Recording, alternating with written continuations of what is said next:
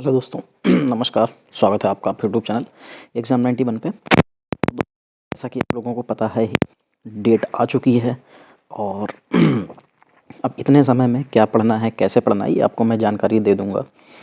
हो सका तो आज ही जानकारी मिल जाएगी, नहीं तो आपको कल तो मिल ही जाएगी जानकारी कि बचे हुए दिनों में क्या पढ़ना चाहिए, कितना पढ़ना चाहिए और कैसे पढ़ना चाहिए, जिससे हम लोग विद इन टाइम सारी चीज़ें कंप्लीट कर सकें। और ये जो समय बचा हुआ है इसमें क्या क्या पढ़ने के लायक है और क्या क्या पढ़ना चाहिए। हाँ, एक चीज़ ज़रूर कहूँगा कि भाई करंट ज़रूर तैयार कर लो, क्योंकि बिना करंट के आपको वहाँ पे कुछ भी नहीं होना है। तो बिना करंट के आप वहाँ पे सोचिए कि आपको कुछ भी मिल जाएगा, तो कुछ नहीं मिलेगा। करंट में एक दो क्वेश्चन जो भी आएंगे, अगर आप लोग वहाँ पे नहीं करते हैं तो भाई 100% श्योर है कि आप लोग फंसेंगे, और वो एक दो नंबर आपको उठा के कहाँ फेंक देगा ये आप भी नहीं समझ पाएंगे। चलिए खैर, वो तो जो चीज़ें आपको करंट में प्रोवाइड करा रहा था वो प्रोवाइड होती रहेंगी। चलिए तो क्वेश्चन स्टार्ट करेंगे। पहला क्वेश्चन लिखा हुआ है करेक्ट डायरेक्ट फॉर्म जो है गिवन सेंटेंस, हमको इसको ढूंढना है। तो देखो इसमें आपको देखना होगा the doctor asked her what medicine she had taken then. तो इसमें देखो ये डब्ल्यू डब्ल्यू जो WH फैमिली वाला है, यानी कि ये WH फैमिली क्या होता है? WH फैमिली का मतलब होता है जिसमें हमारे क्वेश्चन मार्क वाले जो चिन्ह आते हैं, ठीक है। अगर ये क्वेश्चन WH वर्ड यानी कि जो वर्ड दे रखा है ना, ये वाला, तो इसका प्रयोग से क्या पता चल रहा है? इसके प्रयोग से हमको ये पता चल रहा है कि जो रिपोर्टेड स्पीच है वो हमारी इंट्रोगेटिव में रही होगी। और जब रिपोर्टेड स्पीच जो हमारी इंट्रोगेटिव में रही होगी तो जो इसका डायरेक्ट स्पीच में बदलेंगे तो इसके लिए कुछ नियम होते हैं। जो रिपोर्टिंग वर्ब होती है, ठीक है, वो हमारी आस्क्ड हो जाएगी। ये जो आस्क्ड है इसको सेड टू रहा होगा तब ये आस्क्ड में परिवर्तित हो जाएगी। और जो नरेशन का जो रूल होता है उसके हिसाब से अगर देखें तो जो टेंस होता है और जो प्रोनाउन होती है ये दोनों परिवर्तित हो जाते हैं। तो जो इंट्रोगेटिव किस में परिवर्तित हो जाएंगे? इंट्रोगेटिव में परिवर्तित हो जाएंगे। तो जो इसका सेंटेंस सही बनना चाहिए वो कुछ इस तरीके से बनना चाहिए, द डॉक्टर आस्क्ड की जगह पे क्या हो जाएगा? सेड टू हर, ठीक है। फिर आगे what medicine she had taken then लिखा हुआ है, तो what medicine have you taken now, क्योंकि उसी से पूछा जाएगा ना कि the doctor said to her what medicine have you taken now. तो वर लिखा हुआ है यहाँ पे, ये बेकार हो गया। The what medicine have you taken now second में लिखा है, यही सही हो जाएगा। 77 नंबर देखिए क्या हो, select the most appropriate meaning of the given idiom in the pink. In the pink का मतलब क्या होता है? जो ईडियम है इन द पिंक, इनका मतलब होता है अच्छा स्वास्थ्य। क्या होता है? अच्छा स्वास्थ्य,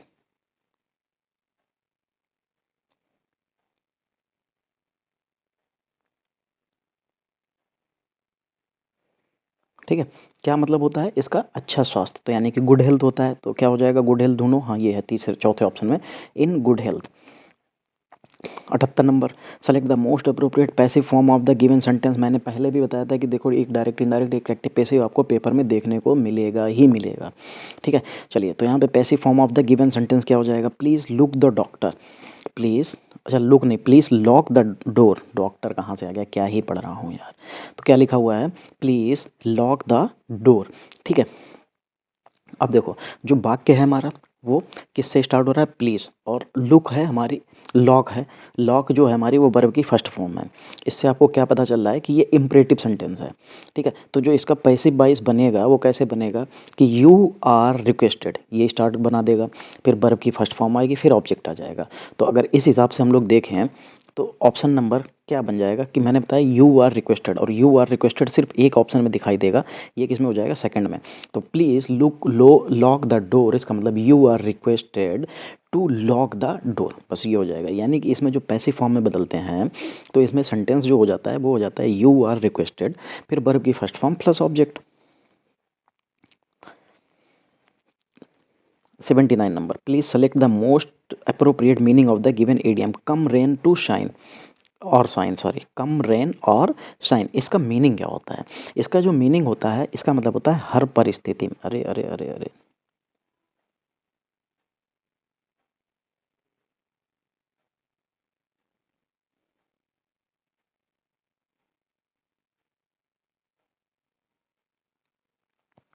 ठीक है, हर परिस्थिति में। अब जब हर परिस्थिति में हो जाएगा तो सरकमटेंसेस का मतलब होता है परिस्थिति, अंडर एनी सरकमटेंसेस, ये हो जाएगा आपका आंसर सही। Select the wrongly spelled word. अब हमको यहाँ पे एक गलत स्पेलिंग, मैं आपको बता दूँ ये गलत स्पेलिंग जो आई है मैं आपको कल से एक सेक्शन चालू कर दूंगा जिसमें एमटीएस में, जो भी एमटीएस का पेपर हुआ था, इसमें आपको जितने भी जो पोर्शंस आए थे, चाहे वो सिनोनियम हो, चाहे वो एंटोनियम हो, चाहे वो वन वर्ड हो, और चाहे वो ईडियम हो, और चाहे वो मिस स्पेल हो, ठीक है, इन सब के मैं आपको प्रोवाइड करा दूंगा। जो खासकर जो पूछे गए हैं, ये वर्ड्स पूछे गए हैं, मैं उनको प्रोवाइड करा दूंगा। आपको वहाँ से कोई ना कोई एक जो है चीज़ें फंस जाएंगी, ये गारंटी है कि कुछ ना कुछ तो फंसेगा। क्यों? क्योंकि वहाँ से रिपीटेड होगा। तो 80 नंबर में देखते हैं कि जो करेक्टली रॉन्गली स्पेल्ड वर्ड लिखा हुआ है जो यहाँ पे, तो देखो अग्रेसिव की स्पेलिंग क्या लिखी हुई है। अग्रेसिव का मतलब क्या होता है? आक्रामक होता है। इसकी स्पेलिंग जो लिखी है AGGRASSIV होता है, लेकिन स्पेलिंग अगर जो देखी जाए तो वो ये होती है AGGRE होता है SSIV। तो यहाँ पे ये जो ए लिखा था इसको काट के सिर्फ ई बनाना था और ये आंसर सही हो जाता है, ठीक है। बाकी एग्रीकल्चर AGRICULTURE एग्रीकल्चर कृषि होता है, बिल्कुल सही लिखा हुआ। एगिटेशन मतलब होता है उकसाना, AGITATION एक्टेशन मतलब उकसाना। एग्रीमेंट AGREEMENT एग्रीमेंट माने अनुबंध या समझौता होता है, ठीक है। चलिए आगे बढ़ेंगे। फिर यहाँ पे देखिए हमको एक पैराग्राफ दे रहे हैं, पैराग्राफ को पढ़ना है और पैराग्राफ से रिलेटेड क्वेश्चंस के आंसर देने हैं।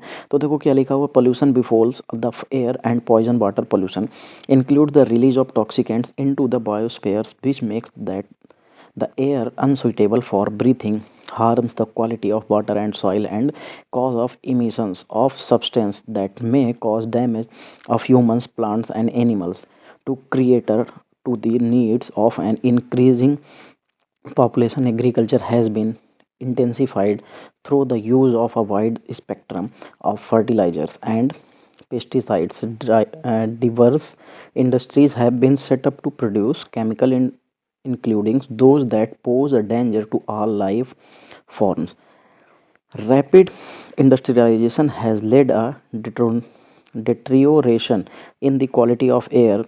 Widespread use of coal and fossil fuels in industries and petroleum fuel in motor vehicles has aggravated the air pollution problem. Our atmosphere seems to have become a waste basket into which dust, noxious forms, toxic gases, and other pollutants are collectively thrown. The intensity of air pollution in India cities is increasing primarily due to our vintage vehicles and their poor performance. Water pollution too has increased with the growth of our pollution and also that of our industries. Water pollution has acquired dangerous dimensions ever since sewage and industrial effluent have started being disposed of into the river. Once considered scared, the river are now turning murky and stink. It is said that almost three-fourths of our fellow citizens have no choice but to drink filthy water. The severely polluted rivers due to mindless dumping of sewage and industrial wastage are cause of concern not only to as human but also a merits of, merits of life form that exist in water. When the French and Italian rivers we can no longer see the sparkly blue water. The Mediterranean Sea is reported to be turning grey. River and canals pour sewage, detergents, and industrial wastage into the sea. Tankers flush their contents near the river or sea. Bottles, rotting garbage, and oil slicks are washed into the beaches. The phoso- phosphates and nitrates applied of farmlands as a organic fertilizer concentrate in lake and estuaries, causing illegal blooms due to which wide expansion of water get choked, plant root oxygen is used up and fish die. अरे यार यही तो paragraph शायद अभी ये कहाँ पे अभी आया था ये, कि उसके रूट्स ब्लॉक हो जाते हैं, या ये पता नहीं, शायद अभी ये यही पैराग्राफ जो बिल्कुल लास्ट लाइन इस पैराग्राफ में लिखी थी कि उसके रूट्स ब्लॉक हो जाते हैं और वो जो है ऑक्सीजन नहीं ले पाते हैं। ये पैराग्राफ या तो अभी जो बच्चा NBRI का जो पेपर दे के आया था उसके पैराग्राफ में आया होगा, या फिर जो है अभी उस दिन मैंने किसी को पेपर कराया है यार, ये मुझे याद नहीं आ रहा। शायद मैंने अभी उस दिन वो जो या तो Allahabad high court R O का कराया होगा, उसमें कुछ आया होगा। ये वाला पैराग्राफ की ये लाइन कहीं पे पूछी गई थी। खैर चलो देखते हैं। Select the most appropriate title for the passage. तो ये टाइटल फॉर द जो पैसेज होना चाहिए, तो वो यही होना चाहिए कि जो सांस और जो उसका ड्रिंक पॉइजन, जो मतलब हम लोग जो सांस ले रहे हैं और पी रहे हैं तो वो पॉइजन है। तो यहाँ पे यही बिल्कुल सही था। चलिए फिर आगे बढ़ेंगे। अरे हट जा यार। Since when has water pollution acquired danger dimensions. फिर तो since sacred river become murky and lost their sanctity sign since the Mediterranean sea started changing colour. बिल्कुल वो ब्लू से तो ग्रे होने लगा है। Since sewage and industrial effluent started being disposed in the river. बिल्कुल ये सही हो जाएगा। फिर which of the following factors is responsible for the algal blooms. तो क्या हो जाएगा? Using up oxygen dissolve in the water by algae, farmlands being located near lakes and estuaries, rooting of aquatic plants in lake and estuaries, concentration of inorganic fertilizers in lake. हाँ, तो क्योंकि वो नदियों जो फर्टिलाइजर्स जो छोड़ते हैं, तो वो नदियाँ जब आती हैं उसको बहा के ले जाती हैं और वो समुद्र में जाता है, बहुत दिक्कत देता है। फिर ऐसा पैराग्राफ में बताया गया था। 84 नंबर। As per passage which this statement is not true about air pollution. अच्छा, use a coal and fossil fuels aggravates air pollution. Vintage vehicles, their poor performance add to pollution. 3/4 of our citizens are breathing poor quality air। नहीं, ये नहीं बताया गया था यार। Paragraph मैंने किसी में कराया है, अब किस पैराग्राफ में कराया है या क्या था मुझे नहीं याद आ रहा। ये पैराग्राफ किसी में आया हुआ है। चलिए, deterioration in the quality of air and mainly be attributed to increase in pollution, rapid industrialization, intensified agriculture practices, global climate change। नहीं, रैपिड इंडस्ट्रियलाइजेशन हो रहा है, इस वजह से ऐसा हो रहा है। Identify the segment in the sentence which contains the grammatical error if there is no error. So no error. The climate of Dehradun is better than Meerut. The climate of Dehradun is better than Meerut. अच्छा देखो, then जो लिखा हुआ है यहाँ पे कि then Meerut, इसके स्थान पर जो होना चाहिए दैन दैट ऑफ मेरठ होना चाहिए था, क्योंकि मेरठ सिटी है और जो क्लाइमेट है वो दैट ऑफ को मतलब लेके जाएगा। तो अगर हम लोग देखा जाए, यहाँ जो तुलना की जा रही है वो क्लाइमेट की तुलना क्लाइमेट से की जा रही है, तो सिंपल सी बात है कि the climate of Dehradun is better than that of Meerut. तो यहाँ पे दैन दैट ऑफ होना चाहिए था, जो कि यहाँ पे नहीं लगा था, ये गलती हो जाएगी। फिर 87 number. Select the word which means the same as the group of given word. One word बताना है। चलिए भाई, वन वर्ड देखते हैं। A person who is neither well experienced nor professional.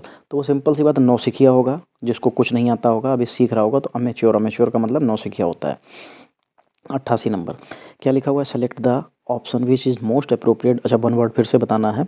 चलिए, क्या लिखा हुआ? Place where weapons and ammunitions are stored. ये भी मैंने आपको बताया वन वर्ड। देखो, मैंने अभी एमटीएस वाले जो पढ़ाए हैं, आप कल वाला उठा के वीडियो देख लेना, जो सुबह दिया गया था आपको, उसमें देखेंगे जाके तो आप देखेंगे कि वहाँ पे वन वर्ड में ये आर्सेनल पढ़ाया गया था। आर्सेनल क्या होता है? शस्त्रागार होता है, जहाँ पे शस्त्र वगैरह ये रखे जाते हैं। देख रहे हो, मैंने इसीलिए कहा था कि आप बस पढ़ते रहिए लास्ट तक, आपको वो सारी चीज़ें। देखिए, एसएससी ने जो अभी पूछा था उसमें एमटीएस में, देखो यही क्वेश्चन आया था, बिल्कुल यही, बिल्कुल ऐसा ही आपको वहाँ भी देखने को मिलेगा। चलो, यहाँ पे हमको इम्प्रूवमेंट करना है। अगर नो इम्प्रूवमेंट होगा तो नो इम्प्रूवमेंट लगा देंगे। चलिए, क्या? I had to go to Delhi, however I changed my mind and decided not to go. तो इसमें तो भाई कोई गलती मुझे नहीं दिख रही, क्योंकि ये बिल्कुल सेंटेंस बिल्कुल सही लिखा हुआ। I had to go to Delhi, however I changed my mind and decided to not go. तो यहाँ पे नो इम्प्रूवमेंट, इसमें कोई भी गलती नहीं है। चलिए भाई, 90 नंबर देखेंगे क्या लिखा हुआ है 90 नंबर में। सिनोनियम बताना है। चलो, जियोपैर्डी लिखा हुआ है। जियोपैर्डी का मतलब होता क्या है? अगर आपको ये नहीं पता तो खतरा हो सकता है, या खतरे में डालना भी कह सकते हैं, ठीक है। और इसका सिनोनियम की अगर बात करेंगे तो वैसे इसका तो मतलब आपदा होता है, तो आपदा खतरे में डालना हो सकता है, सिनोनियम, क्योंकि प्रिवेंशन जो लिखा हुआ है इसका मतलब होता है निवारण या रोकथाम कह सकते हैं। प्रोटेक्शन का मतलब सुरक्षा होता है, प्रमोशन का मतलब पदोन्नति होता है। तो ये तो बन नहीं पा रहा है, तो फिर चौथा ही बन पाया, तीसरा ही बन पाएगा। चलिए 91 नंबर देखेंगे। देखो इसमें मैं आपको बता दूं, इसमें आपको बहुत ज़्यादा कुछ करने की ज़रूरत नहीं होती है। इसमें बस आपको क्या है कि एक पैटर्न पता हो, आप एक चीज़ पकड़ लीजिए, आराम से हो जाएगा। अब देखिए जैसे यहाँ पे ये ऑप्शंस आपको दे रखे होंगे, ठीक है। जो ऑप्शंस दे रखे हैं तो अगर उस हिसाब से देखें तो आप यहाँ से भी देख सकते हैं सबसे ज़्यादा ऑप्शंस हैं पी के और क्यू के, दो ही के। तो यानी कि आर और एस से कोई भी सेंटेंस हमारा स्टार्ट नहीं होगा, तो वो पहला तो सेंटेंस हो नहीं सकता। चलो अब देखते हैं। As a result they are more avail to live in harmony with themselves and with the world that surrounds them. अच्छा, देखा जाए तो दो ऑप्शन थे हमारे पी से स्टार्ट होने वाले। आगे क्यू का वाला भी पढ़ लेते हैं। Stabilizing meditation is catalogued as one of the hardest technique of meditation because followers must keep their minds under total control for long period of time. देखो मेरे हिसाब से ये सेंटेंस मुझे पहला दिख रहा है, ठीक है। इसमें पी वाला सेंटेंस पहला नहीं बन पा रहा है, तो यहाँ पे ये पी वाले जो थे आप दोनों कट कर दीजिए। अब आते हैं इसमें एस पे और पी पे, क्योंकि यस और पी दूसरा आना चाहिए था, तो पी तो इसमें मुझे कहीं पे भी दूसरा नहीं दिख रहा था। This is consist of maintaining full attention of their role object focus. अगर आप इस क्यू को पढ़िए और उसके बाद एस को पढ़िए, बिल्कुल आपका मिल जाएगा। तो इस हिसाब से ये पी वाला बंदा नहीं है, बचता है क्यू वाला, ये आपका आंसर बन जाएगा। 92 number, in the sentence identify the segment which contains the grammatical error. चलो भाई एरर ढूंढना है, चलो एरर ढूंढते हैं। Lodhi colony in Delhi is very different from other places in city that is crowded and noisy. अच्छा चलो, देखो यहाँ पे आपने एक चीज़ देखी होगी, Lodhi colony in Delhi is very different from other places, ठीक है। अदर जो जगह हैं उनसे वो बिल्कुल अलग है। In the city that is फिर कैसे हो सकता है, तो फिर यहाँ पे आर आना चाहिए था, क्योंकि जब हमारे पास जो सब्जेक्ट है अदर प्लेसेस, तो ये तो भाई हमारा प्लूरल में है। अगर ये प्लूरल में है तो हमारी जो वर्ब भी इस्तेमाल होगी वो भी प्लूरल में होगी, तो यहाँ पे इज नहीं हो सकता है। इसकी जगह पे हमको क्या इस्तेमाल करना पड़ेगा, आर। तो यानी कि that is crowded and noisy, ये गलत हो जाएगा, that are crowded and noisy, ठीक है। चलिए आगे बढ़ेंगे।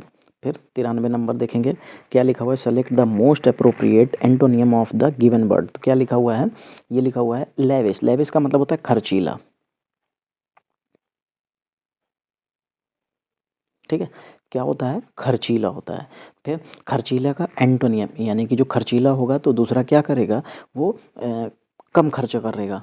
कम खर्चा करेगा तो फ्रगल, फ्रगल मतलब होता है मितव्ययी। क्या होता है, मितव्ययी, कम खर्चा करने वाला,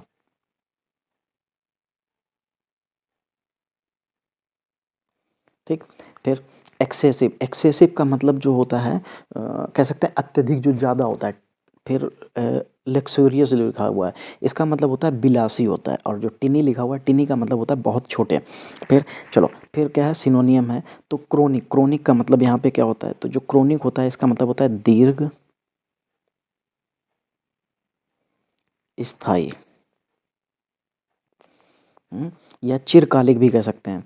फिर इसका सिनोनियम, यानी कि अगर हम लोग जो देखेंगे कि सिनोनियम क्या बनेगा, तो जब दीर्घ स्थायी मतलब ज़्यादा समय के लिए लगेगा, या चिरकालिक भी कह सकते हैं, तो मतलब लंबे समय के लिए जो चल रहा है, तो इसका मतलब वो दृढ़ होना चाहिए, लगा रहना चाहिए, बना रहना चाहिए। तो परसिस्टेंस जो लिखा हुआ है इसका मतलब होता है दृढ़, यानी कि वो लगा रहेगा। कॉमन का मतलब साधारण होता है, ऑर्डिनरी का भी मतलब साधारण या सामान्य कह सकते हैं, और टेम्परेरी का मतलब अस्थायी होता है। चलिए 95 नंबर क्या हो जाएगा। अच्छा, जो अंडरलाइन है उसमें देखना है, अगर कोई सब्स्टिट्यूशन हो सकता है तो उसको करेंगे, अन्यथा उसको नो सब्स्टिट्यूशन हो जाएगा। चलो क्या लिखा हुआ, one morning I went out with my cousin which is the lawyer. अच्छा एक चीज़ आप खुद सोचो, क्या विच इज़ द हो सकता है, विच तो हमारी जो होती हैं नॉन लिविंग थिंग्स के लिए इस्तेमाल किया जाता है। जो हमारी जो विच होती है तो वो नॉन लिविंग थिंग्स के लिए इस्तेमाल किया जाता है, और जो हु होता है वो रिलेटिव प्रोनाउंस के लिए या लिविंग थिंग्स के लिए इस्तेमाल किया जा सकता है। तो अगर यहाँ पे देखो, वन मॉर्निंग एक सुबह, I went out my cousin, जब वो कजिन के साथ जा रहा है, विच इज़ द लॉयर, जो वो लायर नहीं है, तो क्या हो जाएगा, हु होना चाहिए था। क्या होना चाहिए था, यहाँ पे हु होना चाहिए था, हु इज़ लॉयर, तो ये बन जाता, तो यहाँ पे हु इज़ लॉयर, तो हु इज़ अ लॉयर, बिल्कुल यहाँ पे ये सही हो जाएगा चौथा ऑप्शन, क्योंकि सब्स्टिट्यूशन तो रिक्वायर्ड है, नो सब्स्टिट्यूशन तो हो नहीं सकता था। खैर 96 नंबर देखेंगे, कितने कितने से सी से हैं और डी बी से हैं, 2 सी से वाले हैं और एक डी से है, एक बी से है। तो मेरे हिसाब से मैं अगर लेके चलूँ तो जिनकी प्रेफरेंस ज़्यादा है वो ज़्यादा पहले जाएंगे, मैं तो इनको कट कर लूँगा, बाकी मैच करके देख लूँगा। चलो, तो यहाँ पे मैच करके अगर देखेंगे तो क्या बन जाएगा, हिज अफेक्शन, यानी कि सी से स्टार्ट करना। As I stepped into the शेख डोरा बाबू backbone to me, making a little space for me on the bench on which he was sitting। अब एक बार ए लेते हैं, he was sitting, his affectionated getting was surprising, ये तो बन नहीं पा रहा। And which he was sitting come here brother he greeted. देखो सी के बाद डी बिल्कुल सही बनना है, तो इसका मतलब ये वाला जो ऑप्शन होगा फिर ये बन जाएगा। तो बस ऐसे ही आप कुछ चीज़ें छोड़ के कुछ चीज़ें भाई अपना एक पैटर्न बनाइए, उसको लेके चलिए, उसी से आपको आसानी हो जाएगी। 97 number, select the most appropriate option to substitute the underline. चलो अंडरलाइन को देखते हैं। The place is too much noisy. अब जो टू मच नॉइजी लिखा हुआ है, ठीक है, अब एक चीज़ बताइए, जब टू भी इस्तेमाल कर रहे हो, मच भी इस्तेमाल कर रहे हो, टू का भी मतलब अधिक होता है, मच का भी मतलब अधिक होता है, तो दोनों में से भाई कोई एक ही चीज़ लेनी पड़ेगी। जो टू मच नॉइजी है उसके स्थान पे हम लोग टू नॉइजी ले लेंगे, क्योंकि जो मच होता है वो सुपरफ्लुअस होता है। क्या होता है? सुपरफ्लुअस होता है। और देखा जाए तो जो टू होता है वो अधिक के सेंस में हम लोगों को बिल्कुल सही मिल रहा है यहाँ पे। तो हम लोग जो है यहाँ पे टू ही इस्तेमाल करेंगे, क्योंकि जो निगेटिव वर्ड्स का इस्तेमाल टू के बाद नहीं होता है ज़्यादातर। जो टू टी डबल ओ होता है इसके बाद निगेटिव शब्द का इस्तेमाल नहीं होता है। और वैसे भी सुपरफ्लुअस है मच, तो उसका इस्तेमाल हो नहीं सकता। तो यहाँ पे हम लोग इसको मच को कट कर देंगे, तो यानी कि क्या हो जाएगा, मच टू मच, नहीं टू नॉइजी हो जाना चाहिए, बस इतना सही हो जाएगा। 98 number, select the most appropriate antonym of the given word. तो क्या लिखा हुआ है, ट्रांसपेरेंट। एंटोनियम, ट्रांसपेरेंट का मतलब पारदर्शी होता है। क्या होता है? पारदर्शी, जिसके आर पार दोनों तरफ दिख जाता है। और इसका विपरीत लेना पड़ेगा, तो जिसके तरफ हमें कोई भी चीज़ दिखाई ना दे, यानी कि ओपैक जो कहते हैं। ये लिखा है फर्स्ट ही ऑप्शन में, ये पारदर्शी। और दूसरा क्या बन जाएगा, तो दूसरा अपारदर्शी।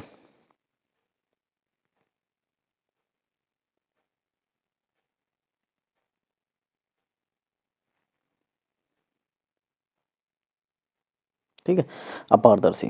फिर ब्यूटीफुल का मतलब सुंदर होता है, क्लीन का मतलब साफ होता है, साफ सुथरा, शाइनिंग का मतलब चमकदार होता है।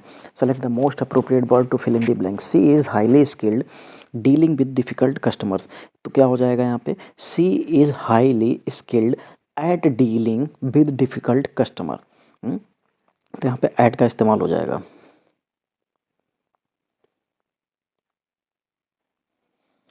चलो अगला सेंटेंस देखते हैं क्या लिखा। If the sentence identify the segment which contains a grammatical error. अच्छा, no sooner did, no sooner के साथ डिड आता है, बिल्कुल सही लिखा हुआ है। No sooner did the dark clouds gather in the sky when the electricity was switched off. तो आपको भी इसमें पता है कि कभी भी हम लोग यहाँ पे व्हेन का इस्तेमाल नहीं करते हैं, नो सूनर के साथ हमेशा देन का इस्तेमाल होता है। तो यहाँ पे ये देन हो जाएगा। नो सूनर के साथ डिड आएगा और यहाँ पे देन। नो सूनर के साथ डिड और देन। हार्डली और स्कैरली के साथ भेन आता है। किसके साथ? हार्डली या स्कैरसली होगा ना, अगर स्कैरसली उसके साथ हमेशा वेन का इस्तेमाल होगा। तो यहाँ पे क्या सेंटेंस सही बन जाएगा, no sooner did the dark clouds gather in the sky than the electricity was switched off. तो यहाँ पे गलती किस में है, ये वेन वाले में गलती है, यही आपका बिल्कुल सही हो जाएगा। ठीक है, चलिए तो जो हमारी आज की जो क्लास थी वो यहीं पे हम लोग समाप्त करेंगे। मिलेंगे हम लोग अगली क्लास में, तब तक के लिए जय हिंद दोस्तों।